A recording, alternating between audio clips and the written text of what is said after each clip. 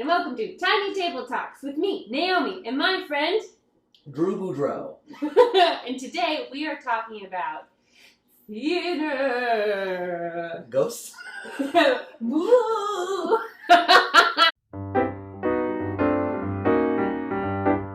We are both big theater people, so we're going to share some of our theater stories. Spooky theater stories. I do have some of those. So who was your first cast crush? So my first crush that I had in a cast was Taylor. So it was in Guys and Dolls. Ooh. Thank you very much. I was a hot box girl. Is there an earring in here? Yeah, That one. That girl. It was that girl. And he was like a photographer or something. But he played guitar. He wore a fedora for the show. Oh, what a douche. I've never had a showmance.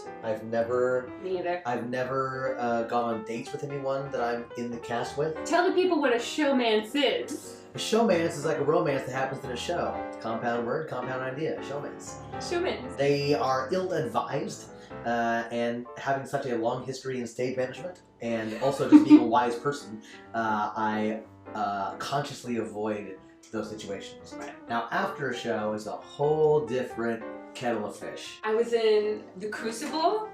I was Abigail. I have a feeling you went to make the Crucible. Really? I didn't even know you did the Crucible. Spooky! The guy who was playing the lawyer blanked on his lines completely. But he blanked on his lines when he was locked with me in eye contact. The most intense eye contact I've ever had in my life. So he goes, the law and the... No! Gone. For, not kidding you, 45 seconds. Gone. And he's just staring at me. And I'm like, dude, I can't say anything to you. It wouldn't be within my character to know what your next line is or start talking to you. And then my friend remembers his line and stands up and says, I think Mr. Da-da-da-da is trying to say, and feeds him his line. And he gets into it and it's fine. But it was, and we're on like a rape stage, and everyone's like sitting in chairs and trying not to go down the rape stage. Oh God. My shoe also fell off that same performance. What happened? I was doing The Sound of Music. We were at that point where the Von Trapps are about to leave the house and sneak out to Switzerland, and Herr Zeller crashes the party and says, "Oh, are you going somewhere?" And they have to lie and say, "Oh, we're going to the festival."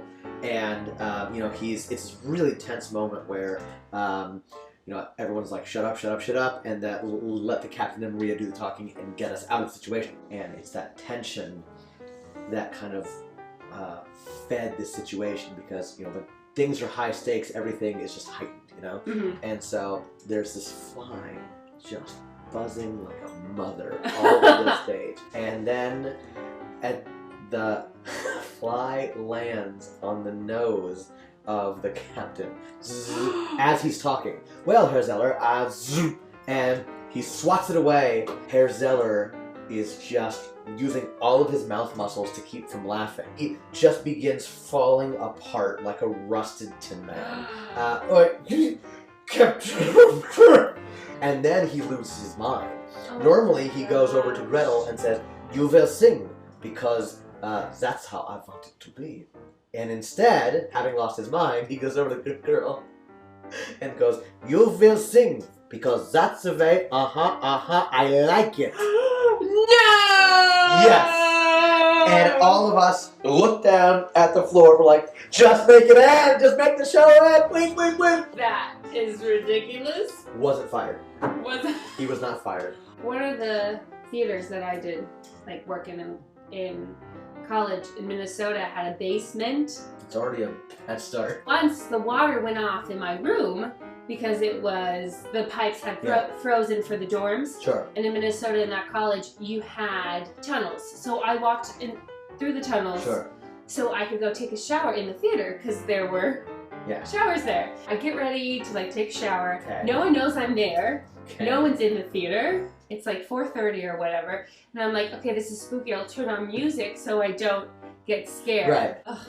Okay, basically the music kept on turning off or skipping to a really dramatic, piece of music, like classical piece of music that I had on my laptop from singing like in choirs. Yeah. So I would be like, let's listen to the happiest like Sarah Bareilles mix. Yeah. Change dramatically to dun, dun, dun, dun, like a Handel's Messiah. In the middle of a song? In the middle of a song, it would switch. Whoa. And I'm like, I don't know if I care about being clean anymore. Here's my theory about ghosts that I came up with last night. Because Teatro Martini is rumored to have a ghost. Time travel. Okay, now stick with me. Time travel from very, very, very far in the future. And it's beings who are not quite getting all here.